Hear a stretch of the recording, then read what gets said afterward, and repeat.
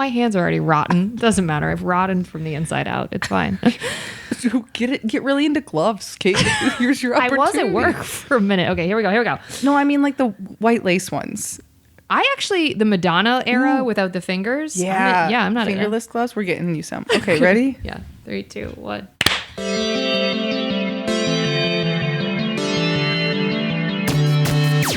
Oh, hi. You're listening to Service from Hell. I almost said a podcast.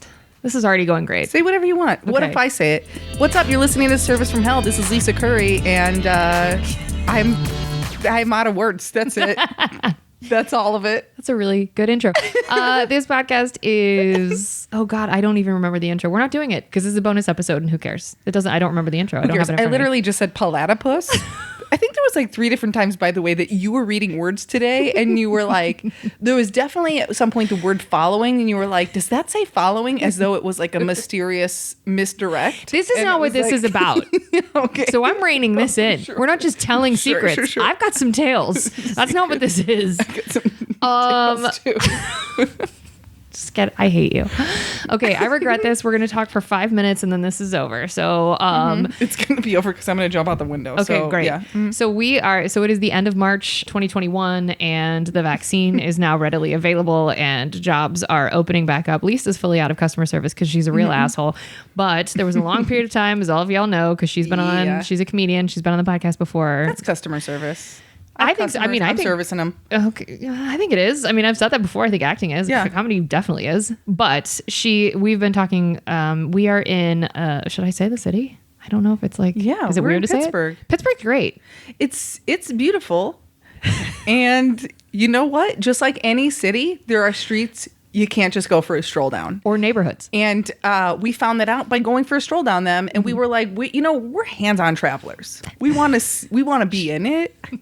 Get us in the mix. We're like, you know what? I don't want you to tell me not to go down that street. I want to go down it myself and actively watch someone with my own human eyes shoot up heroin. That's what... That happened today. That's really sad. Okay, well, now we're going to bring the energy back to happy talk. Listen, some of the best music in the world is about being addicted to heroin. You do which not... I disagree with. You do Please not don't get do to heroin, but... You're not derailing this into like heroin all of every Alice in Chains album. Are you joking? That's a terrible example because that's a terrible. I better not. Someone listening is probably from the band. We have a huge audience, folks. Okay, so we were talking about going back to work and how with minimum wage, and now we're not, and what it would look like, and how we had to refile our unemployment, and what it's going to look like as things start to reopen and as people get the vaccine. So do you think that going back into normal everyday life is going to look like how it did before? So fucking help me if it does. Let me tell you something right now. If I go back to normal life and it is the living hell that it was leading up to the vaccine, I'm done. Okay. I'm moving away. I'm. Where are you I'm moving? going to pull what's his name? I'm going to pull a Ron White, and I'm going to go to Mexico, and I'm going to open a pottery shop that's real inside baseball. Guys, look it up. I don't know what to tell you. He also started a tequila line while he had that pottery shop. That's a real thing. That sounds amazing. Yeah, and I get it. He's real proud of it. God love him. Okay, so but I mean, when I say like things going back to normal, I mean like as far as like financially and the grind and supporting ourselves as artists. And you're a TV writer, so it's a little different for you. But I mean, I know you remember the days when you were working. So if you had to, which we know you won't, but if you had to go back, I think here's where I'm at right now. After this year, I think we've all endured so much. And like, look, I get a lot of satisfaction from working. I love to work. I'm addicted to it. That being said, turns out I also like to fuck off and do nothing. Same girl. And I think I'm in a headspace where if we go back to work and they're like, oh, oops, working conditions are actually bad, I'll be like, then I won't work, I guess. Then I'll live out of my car because who cares? Because who gives a fuck? Because I didn't work for a year and that felt fine. So I'll just keep doing that. But I think there needs to be clarity because there were people who truly didn't work for a year and were running out of things to watch. Like they finished the internet and they finished Netflix and they finished Hulu, right? So lucky for me, I've watched 2 hours of television in my lifetime. So like I've plenty left to explore. You're a hero because you read history books. You're a fucking hero. But my point is, because you had other things that you were doing moderately well with being a comic and whatever, claiming to be funny. During this time, I mean, you did release an album. You did launch a show on Sirius. You did write a show. You did write for international magazines. Like, I know that like, I'm not here to gas you up because fuck you, but also like, you were busy. So I don't think this like, I like to fuck off. But I think you're misrepresenting the truth about your brand. So we can just start there. Sure. But also, I feel like there were people who finished the internet, right? So I think for them, I mean, I can't speak for them. I'm not one of them, but I imagine. I'm going to tell them to get a life. What? That's a read. I feel like for them, going back to work feels yay, exciting and whatever. But okay, so the premise of this trip was Lisa is driving back across the country to LA. I am driving somewhere that I can't talk about yet. And so from Ohio, where I have been staying, we met in Pittsburgh. We are staying with masks on, and currently we don't have masks on because we're recording. We're 6 feet away. The windows are open, and where we are staying, the windows have remained open. I've been spitting on Kate's face this whole time, though. Just to like, I just don't want the herpes. I refuse. If I am carrying the coronavirus right now, I refuse to not give it to you. It's very kind. Thank you for sharing. But I feel like I'm saying all of that to say, the thought of like, I have been talking to everyone, any human being that is in front of us, I have said hello to. Can I help you? I want to interact with you, which is a huge departure from who I was right before the pandemic. If you ever seen the Unbreakable Kimmy Schmidt, she's doing that. Stop calling me her. Like someone is doing an actual drug deal before our eyes, and she's like, "Hey pal, where's the best tacos in town?" And I'm like, "You've got to shut the fuck up and keep it moving, because right now you look like a narc with a capital N. You know, like this is out of control." But but fuck off. They loved me. All of them loved me because I wasn't buying drugs from them. Sure. They were like, this is the nicest FBI agent I've ever encountered. This is wild. It didn't help that we saw a billboard recruiting for the FBI when we were walking to get dinner. Yeah. But my point with that is that I feel like I'm hungry for those interactions again on a friendly level, because P.S., if you're listening and you're in Pennsylvania, Pittsburgh is the friendliest city I may have ever been to in my life. And I'm from a town of 6,000 people where people still say hello and good morning and here's your newspaper. The people in Pittsburgh are outrageously nice. It was so overwhelming. We both kept talking about it. Like, wow, do all these people just like their jobs or are they just nice? Like, this is insane. Yeah. Do they have healthcare here? What's going on? That must be what it is. In Pittsburgh. That must they be have what like it is. Extra oxygen or something. They're pumping in, something's in the water. But I feel like I am not excited. The thought of serving a drink to another human who's barking at me or wants to make it such a big deal that they had to wait 5 minutes. I'm afraid I'm going to put my hands on someone. I don't think I'm going to have a proportionate response. I am afraid to tell you that you should. You're not afraid to say it. You just said that on air. I think, you know, if we come out of this year and if people come out of this and they've been in isolation or they've been, you know, just doing their own thing, pretending this isn't happening or whatever. If we've all gone through this and people get to the other side and they think, you know what, I want to be a raging cunt, that person should be slapped real hard. Yeah, well, slapped or put on an island. I think we should have all the people who didn't wear a mask this whole time, lived their whole ass lives, really made this go on a hell of a lot longer for all of us. Yeah. I think that they should all be put in one city. And then everybody else gets to open up. Buffalo, New York, please. I can't stand Buffalo. Or Charlotte. I can't. That's another. You also have some strong opinions about Paris, but we're not going to talk about that on this. I have real strong opinions on Paris. Just France in general.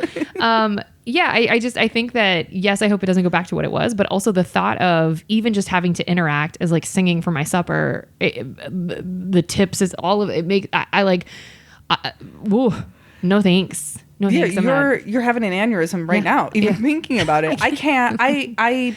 There's nothing could make me go back to waiting tables at this point. I mean, I've been out of it for a couple of years, which feels luxurious. I'm very lucky that my work paid off, because it does also have a lot to do with luck. And I think, quite honestly, if I knew the odds going in, I don't know if I would have gone after it, because I was always so naive. And I was like, I could get staffed at any minute. And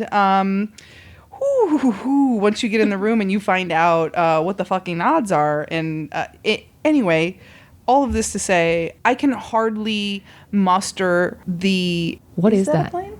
I think it's a...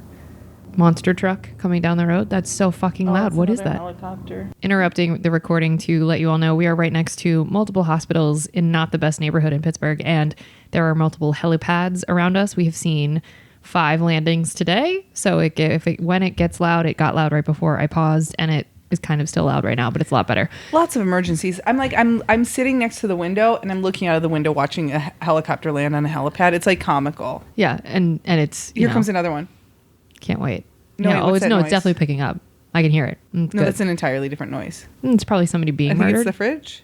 Could be the fridge. Listen, I don't know what's going on. I don't think anyone does. The sentence you were saying was, I've been out of it for 2 years and thought of going back. Waiting tables for a couple of years, and I can't handle the thought of going back. As a matter of fact, I've gotten to the point, and I think it's just because like I'm fucking exhausted in all of this. Mm-hmm. I've gotten to the point where sometimes I'll get a writing packet, and it's for something that seems like a pain in the ass, and I'm like, I can't do it. Like if it's not a show that I'm like dying to work on, I can't muster the energy to do it. And like there's something I need to submit to by this Friday, and I'm just staring at it, and I'm like, this is. I think that is sort of I'm coming to the end of my creative juices being available as well.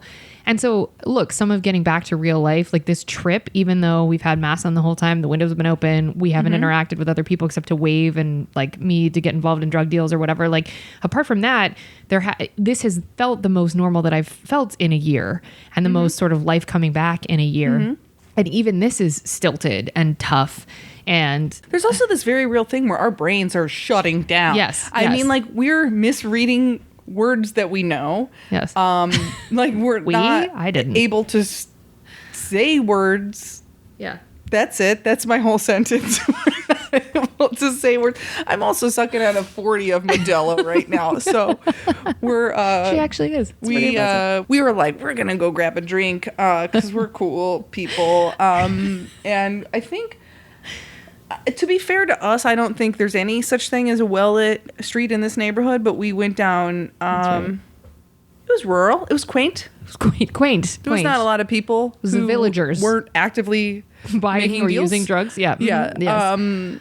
We're just cruising through, sweet as can be, in pajamas, fully in pajamas. And we're just like, we're on a mission. It's none of what we're doing makes any sense. It was dicey because I was like, to say we don't blend in is an understatement. But then Lisa swears she hears some guy go, "Josh, give me all your money." And what I heard was, "Hi, I'm from Uber Eats. Josh, are you Josh Douglas or whatever?" And he was like, "That's me."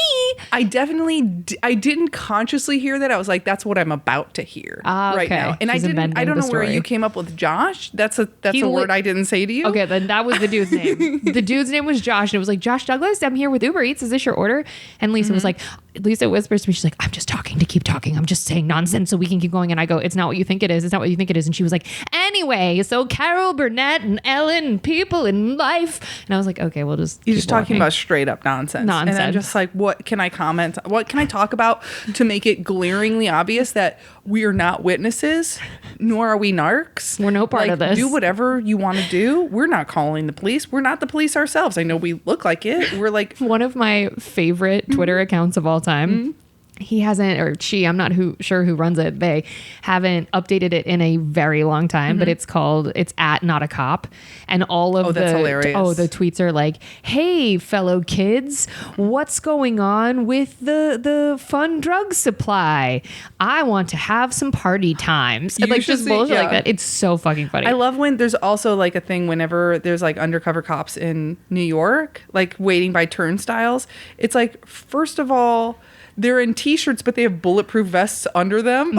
And they always have wraparound shades. And they look like, they're like 40-year-old men that went to Pacific Sunwear and they're like, "What do kids wear?" Okay. Like it's hysterical. Well, here's a story. To my sister's eternal career shame and problems from now until all eternity, meaning like when the FBI and the other agencies come and interrogate people about her as she changes around in her work or whatever, this comes up every single time. I made her jump a turnstile when I lived in New York with her because I was so desperately poor and we had never done it before.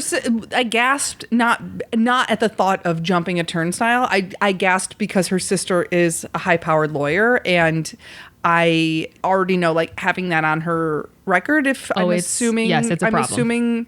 It's a huge problem because I forced her to do it, and she was like letting me live for free and was like doing me a lot of favors that summer. And I was like, just do it, just do it. And I was the one that didn't have money. She was gainfully employed. I didn't have money. Oh, that's on her. I pushed her. I mean, if we're being fair, I physically pushed her and we used her card. And this guy comes over in a, not kidding you, remember those like Jimmy Buffett, Hawaiian, very obvious gross Lord shirts? in heaven. Yeah. And you could I remember his face, blonde. I mean, he was the quintessential cop, and you could see the outline of the bulletproof vest under the Tommy Bahama shirt or whatever. And he was like, ma'am, and he flashes his badge. My sister starts crying and I go, don't cry. We're going to tough this out. Maybe we would have gotten out of it and her career would be wildly different and if then not you punched her in the head. Yeah. Don't cry. We're going to tough this out, you little bitch. And she was like, okay. And the guy, you could see him softening, and I was like, we're fine. But anyway, much to her shame, yes, it is incredibly obvious. And me now, I would have been able to see that. I would never jump a turnstile on her record.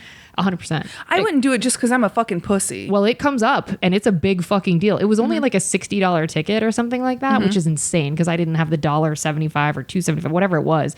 But it comes up every time, and she's still mad at me. It's $2.75 now. So if it was when you were in college, you said it must have been a quarter. Yeah, well, it was at least 62 years ago. So it was many decades. It was, the word era. It was just a different time. It was at a different time. Listen, Prohibition had just stopped. We were all having a great time. It was a fun summer. Anyway, bring that up to why are we going back to not a cop? Something about, so we were trying to prove that we weren't narcs, but this podcast isn't about that. This podcast is more, I'm trying to gear it more towards the customer service side of things. Do you think, what, say it? No, I'm doing just my best because I'm going to go out. I know you are. I'm going to try to rein it in.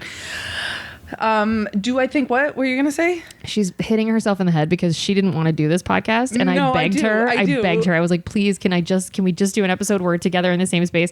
And she was like, could we If you guys heard the conversation we had earlier, that should have been recorded, although it would have, I think we'd be canceled. Oh, there's no, I wouldn't have let it air. We couldn't have. They would have whittled down to 5 minutes of airable shit. If you know what, if you want to maybe Venmo one of us and just be like, would like in on the shit talking, we'll spill the beans. Okay. We will name names. Beans will be spilled. I have no problem with naming names. I just want to put a price tag on it. That's all that's about. Yeah, you know what? Don't do the crime. Listen, we're decades later paying for the crimes of whatever. So, do you think in the context of what we've seen here, where everybody's being nice and they have like they're on heroin, they're so happy. Are you kidding me? Oh my God. Oh, this comedy podcast is I need to recategorize this podcast as just like sad news trauma. It's a very special episode with Lisa Curry. Do I think in trauma. The context of everyone being high and kind to you? This is also the only time. This is what it takes for people to be nice to Gaffney. They have to A, not know her, and to be fucking on another planet, just go out in the stratosphere. Do you feel bad about what you just said? I think you should really think twice about what you said. That hurt. I think I'm going to hit you with this spill. We're never getting through this. Listen. I'm kidding. Okay, but I want to reel it back. Okay, yes. If you had to, so say TV writing wasn't an option, which you're not that funny, so we'll see. TV writing might not be an option. Might not be. I'm looking at it. Yeah, and honestly, if the show is doing itself a favor, it doesn't hire you. But I'm sweating, so I'm putting on deodorant as we're talking. Deodorant. It's 11 o'clock at night. I don't smell good. Stop. We had to run. We saw multiple drug deals and almost got killed. We were like, we were just screaming, "We're not narcs!" the whole time. Lisa kept going. Okay, I have to stop. Get focused. Sorry. Anyway, so if TV writing's not an option, right? Which very real possibility. How would you, if you had to go back to work today? Do you think you would be refueled enough to be like, I can get into this again? I had a year break. I feel ready to deal with the public. I think they're going to be kinder. I think everyone will have shifted into the positive. I'm going to answer you dead honest. Absolutely fucking not. No. if I had to go back to work at a day job, here's what I'm gonna put out there, because maybe one of you knows what's up. I want to build canoes with my hands. That's what I want to do. Or I want to like work on the water. Like if I can't work in comedy, I want to live a life in obscurity. I want to live out in the middle of fucking nowhere. I want to have a house that's $6 with 10 acres or whatever, and I want to work with my hands, and I want you know what I would love? I would love a workspace with no other people in it. And I know we've been sequestered from society for over a year now, but it would, I can't imagine anything more satisfying than just like turning on some music or a podcast or something and just doing my thing and working away from people with no feedback. I don't even care if it pays well. That's where I'm at right now. Do you understand? No feedback. Like no notes. By the way, I have looked into building canoes as a side job. That's a lie. Put that on something right now. That's not true. I swear to God. Okay. They don't do it in fucking Los Angeles County. You have to go to Canada. Because where are you going to use a fucking canoe in LA? The river where their bodies are? That's a real question. We're going to use a canoe in LA because the ocean there sucks. It's 4 degrees. You don't canoe in the ocean. You kayak. Yeah, you could. You could kayak, but it's not the same. Like I want like a nice wooden canoe. There is this Instagram account I follow called Bear Mountain Boats, and they're way up in Canada, and I plug them all the time, and I comment on their stuff all the time. They do not care. They do not care about. They're like, thanks for the. Neither does this audience. I'm asleep. Yeah, I'm like, I soothe myself by watching. Guys, go on YouTube and watch like hand built canoes, and just watch a time lapse video of like hours and hours and hours of somebody like sanding and like bending the wood and everything. I'm like, that looks so satisfying. And trust and believe, when I move back to Los Angeles and I'm living with Megan and we have that garage, there's going to be some wood shit going on in that garage. Wait, but you have derailed your own point. You were talking about you what? Surprising. Shocking. Your ideal job is canoe building? Is that where we landed with this? I want to do that as a hobby. Right. So if I could do that and make money from it, yeah. If I could like do an apprenticeship, if somebody, for fuck's sake, if you have some kind of studio situation and you know what you're doing, but please, I am good with wood. In all cases. I'm so annoyed. I can't even stop. You should be. I am annoyed. Go backwards. I'm a though. psycho. You are psycho. I wouldn't. There's no scenario in which I would wait tables. I would rather drive a forklift. I mean, this is off a cliff into your death. No, that's absolutely no shit. I would rather drive a forklift. Off a cliff or just in general for money. Off a helipad. I don't care. Give me money, don't give me money. I got a fucking vehicle with 2 forks on the front of it. I'm, like. Why is that? Why is it that even after a year, why do you think that customer service still? Is it because you were so burnt? So you do. Much. You hated every second you were in it? I hated it because it feels. There's something I will say to anyone listening who hasn't done customer service. First of all, go apply for work at a restaurant. I know I'm making it sound enticing, but like you need to. Everyone needs at least 2 weeks. Like you need to have been like hit in the face once in your life, just so you fucking know, just to put your ego in its place. Right. There's something about bartending that's not demoralizing because people talk to you differently. When you're a bartender, people treat you like you're their pal, you're their therapist, because you're the conduit for their drug. Sure, exactly. Yeah, when you're waiting tables, you are their servant. Yeah, and they want you to know that. I had a guy when I used to work at Basics in WeHo Cafe in West Hollywood, which I think is closed now. And is it really? Yeah, I think it's closed permanently. And you know what? I feel sorry for the regulars because it was like a neighborhood spot. Yeah. But the women that owned it are evil. Yeah, they're not nice people. And I don't care that they lost their business. I don't care at all. And that's on record. And I'll tell you that right now, Vicky and Mary, okay? Stick it in your ass. They were awful. This podcast does not endorse any of the opinions of our guests. I endorse it. Come over to my podcast, Long Story Long, where I will endorse hitting people. Oh my God. Listen, sometimes violence is the answer. That's all I got to say on that.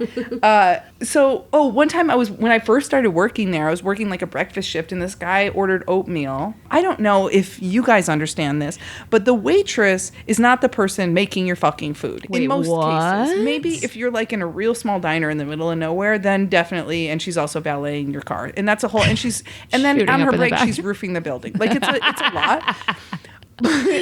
This guy Didn't like the consistency of his oatmeal. So he sends it back. I tell the kitchen, whatever. They're making $3 an hour. They don't really. They don't give a fuck. They don't have a passion for oatmeal. What would kill me, by the way, is when people come in and they'd be like, tell the chef. I'm like, the chef?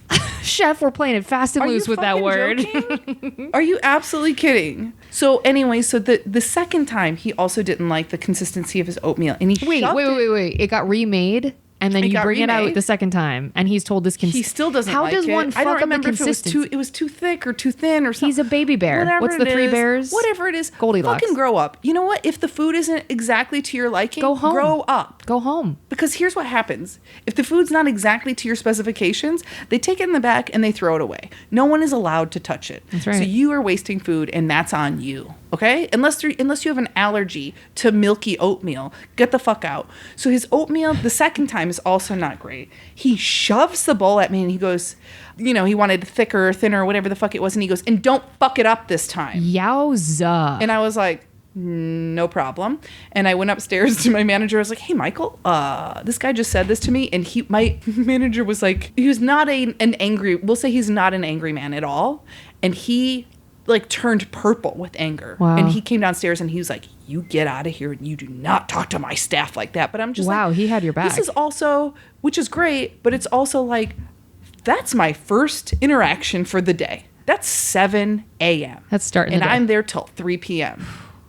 And that can set your whole day off, and it will. And it's also like, then this guy feels weirded out. He storms out, and it's like the meal gets comped, and now I've had this really, jarring first in the morning interaction, and it leaves me with 0 sales and 0 money. And so it's like, people are so rude. Yeah, they are. I had somebody tip me. When I was at the end of my time there, it was brunch, it was packed, it was so busy. I was super attentive to this table, these 2 guys, and they were having bottomless mimosas. Which wish bottomless I could remember anything. their name or their face or what. By the way, here's the thing. If you're going to stiff your server, don't pay with a credit card, guys, because your fucking name is on there, and we're going to look you up. We're going to fucking find you. And if I can make your life a living hell, trust and believe I'm going to. You are going to my journal. So this guy pays. I'm gonna write, dear diary. He leaves me less than $1. Wait, how much was the bill? Was it $5? Over $75. It was 2 bottomless mimosas plus brunch and whatever. They had 2 meals plus they split pancakes. And I went over. I'm absolutely not kidding you. I went over and I was like, "Are you fucking serious?" I didn't say fuck, but I was like, "Are you serious? This is my tip." Did you really confront them? them? And he just looked away from me, and I was like, "Cool." And I just stormed. I was so mad because I'm like, "What, are you going to tell my manager that I said something about this? I dare you. I'll punch him too." Well, both of you. I work with someone who she will decide if what you've given her is enough. So even is this about me when we worked together? Listen, this is a filthy read, and I'm just going to speak very generally. It's definitely not Lisa Curry, but it is. She would add, if she felt say the bill was 50 and the person left her $10. If she felt she should have gotten 15, she makes that 0.05 and feels no kind of way about it. And see, I would never do that. Although I'll tell you this because enough time has passed that what are you going to come after me legally? Yeah. Jeremy Renner came in one time, and he apparently doesn't know how to do math. And whatever he meant to leave me, let's say he meant to leave me $10, but he did the math so that the total would have left me $20. I just fixed that number, and I was like, well, then you left me 20 on 50. No, I don't care. That doesn't. There's no legal ramifications for that. You can go off the total. Yeah. The basics would always go with the lower amount. Get out of here. They always ruled in favor of they said they went by the total, but then if you presented the bill to them, they'd be like, no, we can't do that. So they would always go for the lower amount. Oh, that's shitty. Yeah, it's okay. I robbed them. It's fine. You need to stop talking right now. I will not. The place doesn't even exist anymore. The amount of free stuff I gave away or charged somebody for and didn't ring up, it's astounding. Who cares? Who cares? That's how you get regulars, guys. You rob your boss. If your boss disrespects you, rob them. Now, do you feel that was the name of your episode? Hey, everyone.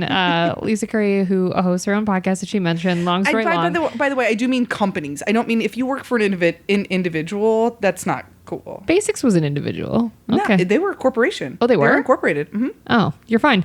Lisa, wait, what was I going to say? Lisa, the name of her episode is Lisa Curry Wants You to Rob Your Boss. And it's 4 parts because she screams for 4 hours about robbing the people that employ you. So something to note.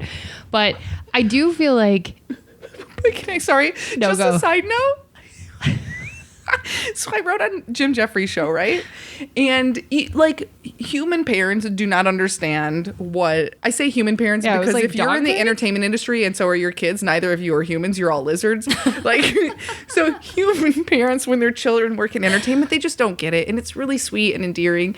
And when we found out Jim Jeffries' show wasn't getting renewed, we're in the room and the whole staff is in there. Jim's in there. The EP is in there. The head writer, all of us. And I get a text message from my mom and she's like, "Can you take stuff from the show and sell it on eBay?" Wait. The head writer was like, "Does your mom want you to rob the set?" And I was like, Yes. "I think so." Wait, but the thing Is that a problem? No, first of all, your mom's ingenious. That doesn't have anything to do with like whether or not you're a human person They or have not. insurance Like to cover it. Yes, and also this used to drive me fucking bonkers. and Oh, it's everyone still, but Tom Hanks, by the way. Tom and his Rita. son. Oh, their Tom son, and- the I don't normal know. son. I don't know. Well, girl, That's don't do what that. they should. Don't There should be do a that. documentary called Don't The Normal do Son. that. Listen, past it. I'm not Lisa- above dating Chet Hayes. I am not above it. Move He's not past normal. Lisa. I'm saying they're not lizards. That's what I'm saying. Oh my god. Okay.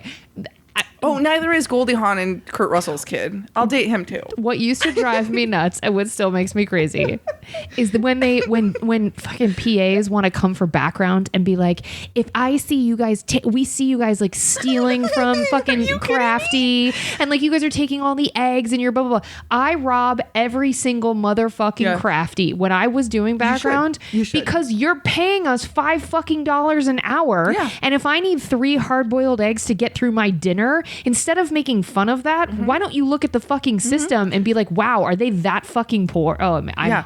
Well, angry. also the amount of money productions throw away is obscene. Obscene. Yeah, And on yeah. themselves. And it's like, that makes Yeah, me when the show homicidal. got canceled, I took almost every tampon out of that restroom. And you should have. And you know what? It lasted me a year, and I still have lots of stationery. And so, what are they going to do with it? Somebody else on the production is going to take it? yeah. Yeah. It's already paid for. I'm Guys, not- I didn't rob a Staples, for Christ's sake. Yeah, and I think it's wildly different. I don't know. I feel like that's not necessarily theft, although Morality it's is probably gray. a spectrum. Isn't it?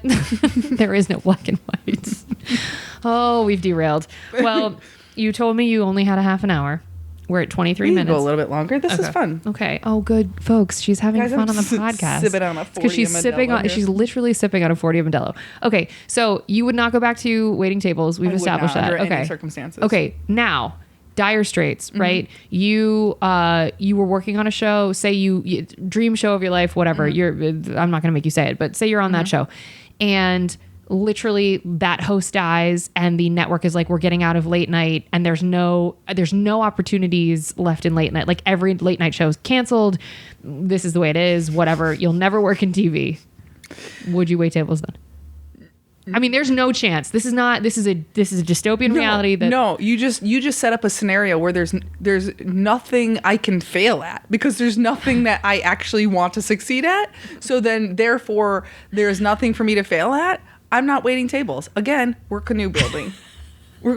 I would assemble lawnmowers for a living before I would go back to basically, I don't know why I'm choosing all these hard labor jobs. I'm like, Yeah. I could probably go back to school and do something with my brain, but it's so satisfying to work with my hands, and I miss that. And So that's how much you hate customer service, though. I abhor. Okay. The Now, only reason I did it and stayed in it for so long is the schedule is flexible, and you can make, especially if you're robbing your boss, you can make decent money in a short amount of time. oh, it's right. Because I used to do fucking construction. Yeah. And And I was those getting hours paid- are. By the way, I had a hard. family member who had hired me, and I was getting paid $8 an hour to power sand ceilings. If you've never power sanded a ceiling, I can't think of a more miserable. It hurts on every level. It gets in your eyes. It gets in your. It's so awful. bad. It's awful. It's if I were making what actual ceiling power sanders make, Yeah. that's a better scenario than waiting tables. It is not for $8 an hour. throw me in a ravine. I don't care. I don't want to live anymore. Wait, I cannot believe that you would That's take power sanding. Desperately poor I was. Well, there's something satisfying also about seeing your work, and also no one's bitching at you during. That's the thing with customer service. Yes. It's like, I understand. Listen, I understand. Like, you're paying. At this point in the economy, $37 for a chopped salad. I understand you want it to be the way you want it and you want it to come out quickly, but like, people just don't take everything into account. Like, you could be the only server in the place and have 150 tables, and somebody be like, "Oh, my beer's taking forever." Go home. Go to the liquor store.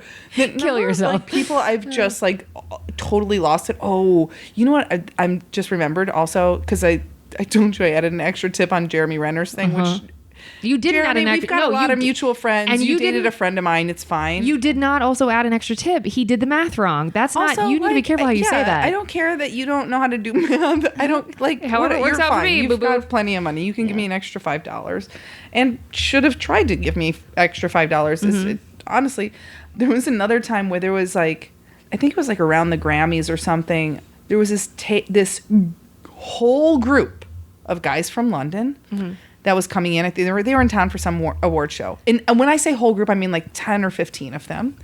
And their bill would be hundreds of dollars, and they would leave $2. That's it. And then they came in like every day in a week. And finally one day I was like, "Hey, I got to talk to you. Can I talk to you guys?" And they were like, "Yeah." And I was like, this isn't cool. We tip here. I was, wow. This is also, I think a lot of the things I was saying, if we're being honest, is I was like, I wish you would. Fucking go tell my manager. Please, somebody put me out of this misery. I wish somebody would fire me. I wish somebody would. So it's like, then I can complain about having lost my job, or then I can get unemployment or something. You know? And they were like, "No, we've been leaving tips." And I was like, "Nah, I've been waiting on you every day this week. I haven't had this conversation with anyone else in my life. This is," and then it was like they had been there Monday through Friday or whatever. And then I overheard them saying something about like, "Oh, we're leaving tomorrow morning," or whatever. And they did it again. And I just fucking wrote in fully a tip. I was like, $25. Me. Me. Because I'm like, "Wait, are you going to call and dispute the charge from London?" "I don't think so, mate." Not happening. And that's the only time, because I was at the end of my rope. Because at this point, I had probably, at the end of the week, I had rung in well over $1,000 in food for them, and I'd made $5 off of them. And I was like, enough. Yeah. Enough. If you called to dispute this from London, okay. I wish you. Well, it's done now. Yeah. Okay, so I'm giving one more scenario, and then we can leave it. But you are $50,000 in medical debt because our system has failed. And then I just claim bankruptcy. This is the easiest answer. People ask me this. I didn't have health insurance for a decade, and people are like, "What if an emergency happens?"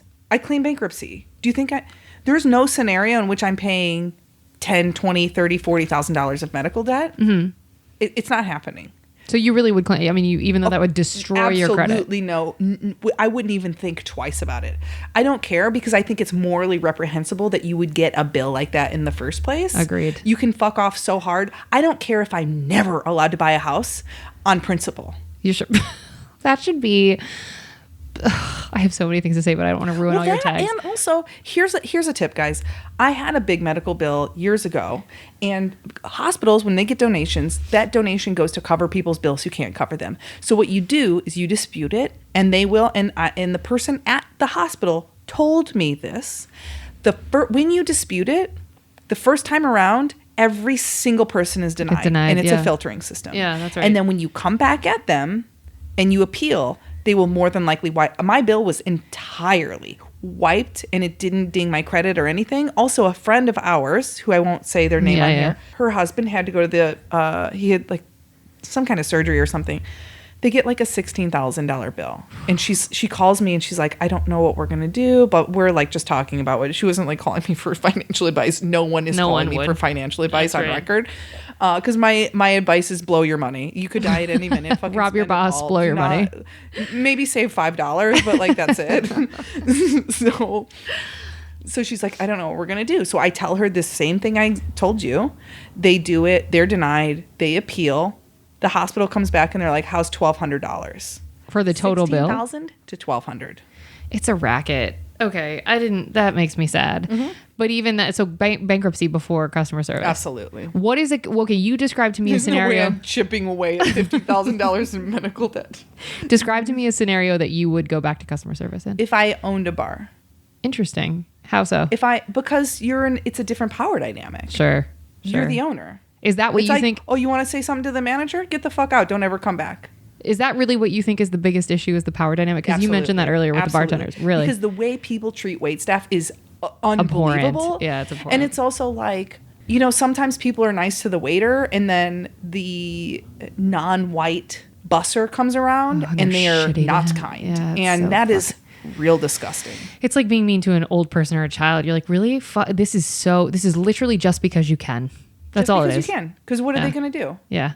They don't have the power. What the fuck are they going to do? That's right. I would also have people say crazy shit to me. Like I remember there was some hot issues in politics and people would have wild offensive opinions and they would just say them at me because it's like, I can't say anything back because I'm at work. And I should have poisoned them. And I do live with regret. For not ending their lives. Okay. Yeah. There's 7 billion people on Earth. We don't need all of them. We got enough. Yeah. That's right. Jesus Christ. But so if you owned a bar, because you would feel entitled to be able to kick people out, that's the only reason? I think that I would be delighted to make drinks and bring people their food and feel like, because I do kind of taking care of people in that way. Sure. I like taking care of my friends. There's no evidence. I was just about to say, which friends? Because I've known you for many years. When I say my friends, I mean my dog. God, that's your lover. That's different. It's really just the power dynamic because it's like you can't say, and also there is something wrong with people who own restaurants for the most part where they're like, we want to make you dress as goofy as fucking possible. What's the most demoralizing thing you could possibly wear to work day in and day out? And that's what we'd like you to put on. Yeah. I mean, I think theme restaurants are fun, and I think that can be fun. That's where I think you're you have a hole in your brain. Yeah, but you also think Disneyland is like unless you're on mushrooms, you think it's a waste of your time. So Disneyland is $6,000, and there's too especially now. Why am I paying $6,000 to see kids? What are we doing? You're not there for the kids. You're there to act like a kid. I don't know. I'm not. We don't see the world. There's no better way to act like a kid than high out of your mind on mushrooms. I actually thought I was 8 years old. There's nothing. I haven't been closer to childhood since I was a child. You must have been so annoying to be around that day. I was weeping. I went to a year and change ago. No, longer I went to than a year ago. Disneyland, high on my mind on mushrooms, and it was the one of the greatest days of my last few years. Okay, now. Mm-hmm. Another scenario. Mm-hmm. You're working in customer service. She thinks she's going to get me to say I want to wait tables. No, I'm just going to say, now I'm generally saying customer service. So you're willing to own a bar and serve in that way because of a power dynamic. Mm-hmm. Would you be, from an entertainment perspective, would you be willing to be then a director, the executive producer, or the head bitch in charge, if that meant you could no longer write or be on camera? You would literally just be an executive. And that's not customer service. You would. Not I wouldn't want to be an exec for ABC or something. I don't want to be if I had my own show and I was the executive producer of my own show. But then you'd be on camera because it'd be your own show. I'm saying you don't have the option. Now you're I wouldn't necessarily be on camera with my own show. It could be a show. If anybody's looking to buy an animated show, I have one for sale. Oh my God, this is her whole I would be the executive producer of that, no problem. Mm-hmm. And I would like to, in a dream world, I would like to have a lot of creative input. But the EP still has creative input. That's right. They have final say on everything. That's why there's nothing I like more than power and control. So that's why I asked it that way. Absolutely. I'm a good interviewer. I knew that. It's if you couldn't write, would you be president of the world? Yeah. Okay, because that's the same. You're right. Yes, you're right. And you know what? For everyone's sake, I hope that position is never vacant whilst you are alive. Okay, one last one. Mm-hmm. You have the opportunity to write your own show, star in your own show. You have a dream writing staff. You love everybody you work with. Like, you've hired, it's two broke girls, so I am in a uniform waiting tables on camera. So okay, good. Well, now I am. Would you do it? Hell yeah. That's because it's a fake scenario. People have to be nice to you. Where I was going with, so ideal scenario, you're working, whatever. But this is a show that it's attached to a network, but the network's like, we want to see how it does for a year before we even pay you a dime. But we are giving you all the power. We don't even weigh in creatively. So the amount of times I've done something that would fall into this category is alarming. I know. So I'm going to say yeah, because I do it. No. But my question was going to be, then you have to go back to waiting tables to float your life. That's your only other option. Would you do it? Oh, no. Wow. I mean, this is a guarantee. No, because then I'm working for free. And we're waiting tables. 50 hours a week and also working a job I hate. But you're working for free doing the thing you want more than anything else in the world. No. Getting tons of exposure. No. Wow, really? If I really want exposure, I could do something real wild. Well, you get an OnlyFans and then streaking or something, well, she's on. Lisa introduced me to WikiFeet, which I didn't know was a thing. Lisa's on it. I cannot believe it's disgusting. Kate Gaffney was literally, she was teed up by somebody with a foot fetish. No, and I didn't know that's what it was. I did not have a clue. Listen, if you are in a hetero thing, you're entering a hetero thing, and you're a woman, and the guy's like, I'm really into feet. He wants to fuck your feet. That's what's going on. He just said he liked feet. I'm not trying to kink shame. I really like feet. Why would anyone say that? Because I don't know. He did. I didn't know him. Why would anyone say that? It was. I felt like it was early. Just like as a blanket. Well, it was message 3. If somebody's like, I love your hair. It's beautiful. That doesn't mean I want to fuck your hair. But why are you telling this? What is it? Because I brought up WikiFeet and that your horse hooves are on it? Don't flip the script on me right now. I don't know why my feet are on WikiFeet. No one knows. They shouldn't be. They're psychotic. They should be hidden. I tried on 20 pairs of shoes the other day and none of them fit because I'm fucking Drizilla over here. It's a mess. It is. No one is more aware of their branded body than you are. Drizzle is so right. Listen, Cinderella is very triggering to me. My dad calls me Fire Stomper. That's a problem. You're just giving people material at this point. Now everyone's going to go on WikiFeet and look you up. But audience, did you guys know about WikiFeet? I didn't know it was a thing. Why did I bring this up? Over 18 with a sex drive knows what WikiFeet are. I brought up WikiFeet because this is how you could make your side hustle money so that you wouldn't have to wait tables. I mean, it's impressive. What wouldn't you do in place of waiting? Like, what's the one thing that you're like, I won't do this to make money? I wouldn't do anything that felt morally reprehensible. But then again, my your morals are gray. They come and go. That whole episode is want you to rob your boss. But okay. Yeah. All right. So you think coming out of this time, I don't think I would do anything that felt evil. You know what I mean? Yeah, but that's also gray for your ass. I couldn't work for. Oh, interesting. Okay. What about the parent company? Anything related to them? Yeah, we should get away from this. Okay. So you think coming out of this time, and we're going to wrap up, do you see, just based on the limited experience, I mean, I think Pittsburgh is this utopia. I don't think that people are normally this awesome, but do you feel as though coming out of COVID and when things are, what? Oh God, here we go. It is so telling that Kate literally witnessed, I believe it was, correct me if I'm wrong, 2 different people actively shooting up heroin. I only saw one, and then the woman there was 2 different women with infected arms. Watched a couple of drug deals. 4, and this is at least. And we're talking broad in ass a daylight. 20-hour period. Yeah. And you're like, this is the greatest place on earth. This is how long Kate has been trapped in a basement. That she's like, this is a bastion of mental health and mental health. And this is hugs. You literally used the word utopia. Okay. It's like it's fucking Stepford Wives. But you said everybody was really nice too. You had the same. Really nice. You had the same experience. So, do you think that is this post-COVID reality that people might just be nicer? I don't think it's a post-COVID reality. I think that we're outside of Los Angeles. And on that note, that's what I think is happening. I'm so sad. I want to jump out of the window. Reality. I can't. Do you fucking really think that when we get back to LA, this is the kindness we can expect when we get there? how high are you, Kate Gaffney?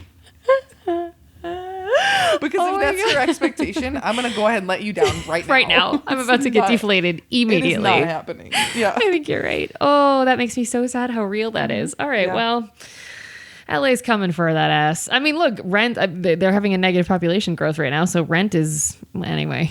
So rent is not budging. That's what she wanted to finish that sentence with. So rent is absolutely fucking not moving because there are a bunch of psychotic assholes who don't care. The rent is probably going up. I don't know. It's actively increasing, actually. No, it's not. I don't know. Well, do you have any advice for people coming out of this COVID time to interact with customer service people? Don't be garbage. If you're just be fucking give everyone a break. Give everyone a break. Yes. I literally was at work one day and found out a close friend of mine died while I was at work, and I had to just keep waiting tables. So you literally never know what people they're dealing with, especially I think there's a lot of cases where there's like a lot of single moms wait tables like as a side thing, like they might have a regular job in the anyone with kids who waits tables. Dear God. I mean, there should just be like multiple Nobel Peace Prizes going out to people because it's like I can't imagine just doing one of those at a time, and it's like you're getting pulled at every second of the day. It's also just like be nice to everyone. Just be nice. And if you're having a shitty day, fucking take a second and recognize that and think, ooh, I am not in a good place right now, and I'm about to snap on somebody, and I gotta cool it down. And I also have to not interact with public because I also think that stop asking people in customer service to be in a position where they have to solve it all for you, including your bad day, including your shitty relationship, including your whatever. Get a therapist. Pay someone $120 an hour for the privilege that you have put on the shoulders of customer service workers, because I think the expectation now coming out of COVID is going to be that we are extra singing for our supper. I hope I'm wrong. I pray that I'm wrong. But I feel like because people are going to be so fucking hungry to be out that once they are out, it's going to be like drinks, and the demands are in my opinion, I think they're going to go through the roof. I don't think that there's going to be a more bandwidth for kindness. I hope I'm wrong. Why are you laughing? Yeah, I'm just laughing because my dog just started Luna's snoring way loud. Yeah, she's asleep on my leg too. She's very sweet. Yeah, keep going. People, you got to be kind, and you got to tip appropriately. And I don't necessarily subscribe to. I know there's a lot of servers that are like, if you can't afford to tip 20%, then don't go out. And I'm like, that's literally the tagline of this whole thing: is if you can't afford to tip, don't go out. I don't. Oh, you don't subscribe to it. Thank you for listening. I really she doesn't listen. I don't know my own fucking name anymore. So the things that I remember. But you said this on your episode. Why do you think can't afford to tip, don't go out is wrong? Because I think you have to find ways to. I don't subscribe to if you can't afford to tip, don't go out. I do subscribe to if you can't afford to tip, or if you can't afford whatever, don't get a $16 cocktail. Get a $5 beer. Sure. Get yourself a cup of soup. Because I think it is crucial to the human experience for people to get out and socialize and have a meal with like the act of breaking bread with people is such a thing in every culture. Sure. And I think it's having a meal or a drink with somebody is fundamental to mental health. Yeah. One of the cornerstones to sanity, which is why we're all losing our minds right now. That's right. And like, I always went out when I was broke, but it would be like literally I'm like, I eat at home mostly, and then I'll go and I'll have a drink or I'll have a cup of soup. But you would not tip though, Lisa. Exactly. You tipped. Right. But I would order less so that I could afford to tip well versus I think there are people that are like, I don't have money to tip, but it's because their food bill is $150 fucking dollars and their whole ass budget was $150. Right. But don't you think they suck? Okay. They suck, right? Oh, those people are the worst. Yeah. So if you have a $100 budget, you need to make sure that you are at $80 total, including tax, so that you can tip $20. Right. I think that's or even like $15. Yeah, because listen, maybe I should clarify the outro a bit, because I'm not of the belief that you shouldn't be able to enjoy your life because you're limited financially. I think that's unfair. But there was a really long time where I was really, really poor. I mean, I can't afford rent right now. I'm very poor right now. But I feel like I made it work too. I would always eat at home and then I would join people later. Find a way to. I guess I shouldn't say. I think that what I'm thinking of is there's people that are like, the servers that I worked with a lot of times would be like, they would say like, oh, if you can't afford to tip, don't go out. But they meant like, if you're broke, don't fucking leave your house. That's cruel. It was like, there was like a level of vitriol there that I don't subscribe to. I don't subscribe to that either. And I'm actively regretting not poisoning people. So like that really tells you Says something. a lot about who you are. But I do think like if you have limited funds, you need to, keep that in mind. And I also think like, I mean, I don't know, like when I was waiting tables, like I had such high volume at the places I was at where like if I could tell, like if you have somebody come in and you could tell they're struggling, help them out. It's so but in that context, I will happily buy your entire bill. Like that doesn't, I think it's more when someone comes in head to toe Gucci, very clearly presenting to the world as if they are extremely wealthy, and then tries to push me down the stairs or whatever else that those bitches did. Real story. Are you fucking serious? Yes. I will murder. And then tried to walk out on the bill. It was great. But like that kind of thing where it's like, okay, I mean, you can size someone up when someone's screaming at you, physically touching you, accosting you. Never, you know, never. they're not going to tip. That. So it's like, whatever, that $100 is a write-off that I now owe money on. So you just cost me $5 and I'm getting nothing from it. Fine. But it's more that you present to the world as if you got it like that. There are celebrities who cheap out and don't tip and things like where I'm like, this ignorance of like, I don't understand how the system works. It's like, you've only been a celebrity for 3 years. You were a regular ass human before in then. The United States. Yes, correct. That's not like, this isn't news. this is like I said to those guys, those English guys. Yeah. I was like, hey, this here. isn't cool. This isn't how it works here. And they were like, no, we've been tipping all week. You were lying to my face. Because I've been your server all fucking week Yeah. since you've been here. And you've given me $1, $2, $3, whatever, like under $10 every single time. I'm not stupid. I see that. So what do you subscribe to then so if you can't afford a tip, then don't go out. What is the alternative to that? Exactly what you described of like eat at home, then go see your friends. Because you literally said breaking bread with people is fundamental for mental health. Yeah. So if the thing is they need to eat at home to be able to hang out with everyone, do you mean just getting in the same physical space as people is the important piece? Yeah, I think that's the important piece. I agree. Okay. Or like, a real easy out all the time is be like, I'm driving. 100%. So I'm just gonna have a water, or like, my stomach doesn't feel great, I'm just gonna get a soda water, which is like, these are the lies I've told when I was broke because I just couldn't afford anything and I was in a shame spiral. Is not that you should feel ashamed about being broke, because everyone's fucking broke because it's America and this whole country is a scam. I wish I could play that. This is America. Yeah. But there's ways to live. Yeah. So what would be something that you would say? So for people coming back this time, like you said, just be kind. People are going through things that you don't know. What is your hope is a better question. What is your hope for the future? My hope is that globally, we all suffered together, even people who are really wealthy and didn't really feel the impact of it in the same way. Some of them has certainly lost their sanity, if you're watching Instagram at all. So it's not that they haven't lost anything. It's that they've lost their fucking marbles. I really hope that the feeling of like, oh, fuck, we're all in this and like we're all people. And like I feel like I hope that compassion carries over. And I hope that some of the generosity carries over. Yeah, same. Because we've all gone through some fucking bullshit. That's right. Well, thanks, Lisa, for letting me force you into this. Yeah, I appreciate it. Fun. That's right, because I'm a good host. Yeah, if you want me to like fess up to anyone else on the record, I don't care. I will. Do it. I'll come anytime and just tell you. I've not robbed other employers. She's very heavily lying right now. Okay, great. Well, that's great. You should really. Oh no, just Hard Rock Cafe. And let's not get that's Starbucks. These are all these are all big corporations. She's joking. Ha ha ha. Bits.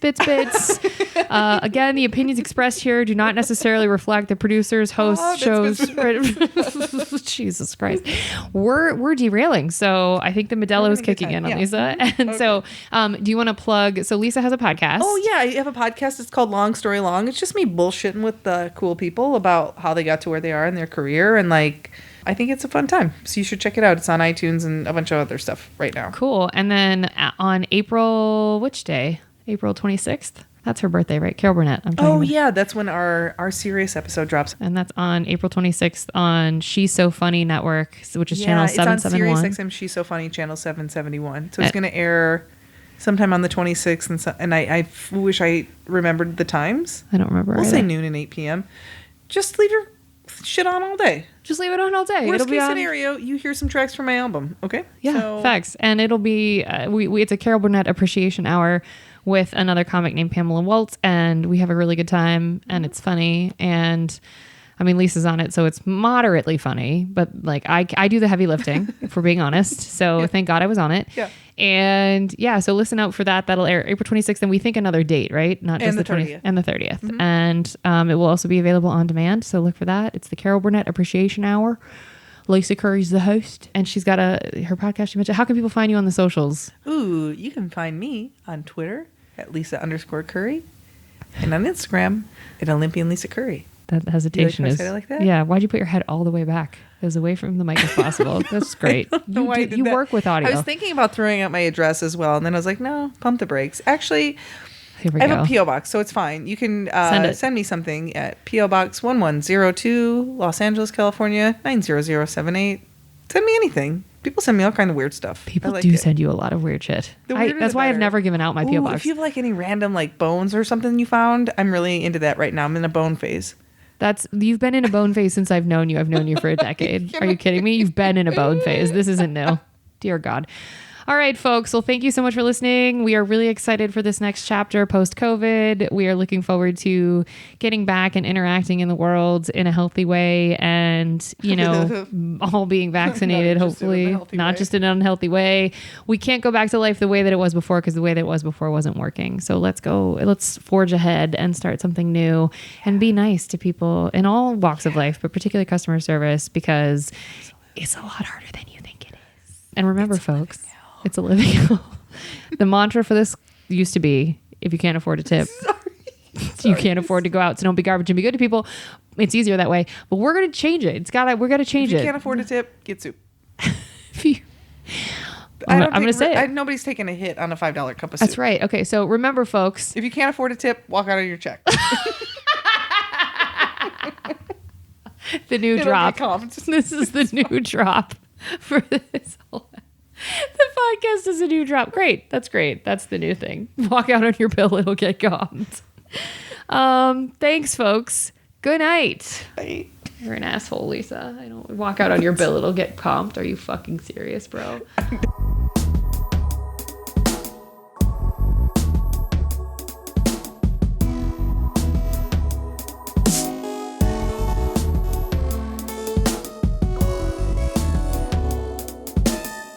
Now is the time for me to shine. It should be what I do right after we escape death. Is that what we're calling it? I mean, that was an addition. So dramatic. White girls walking through a bad neighborhood. And we're like, we nearly died. The level that we can't say that. Yeah, let's not. We can say we saw shifty things, and that's fine. Mm-hmm. Here's what I really want to have keep happening. If you can just keep hitting the mic stand, like I was just adjusting it, so I was here.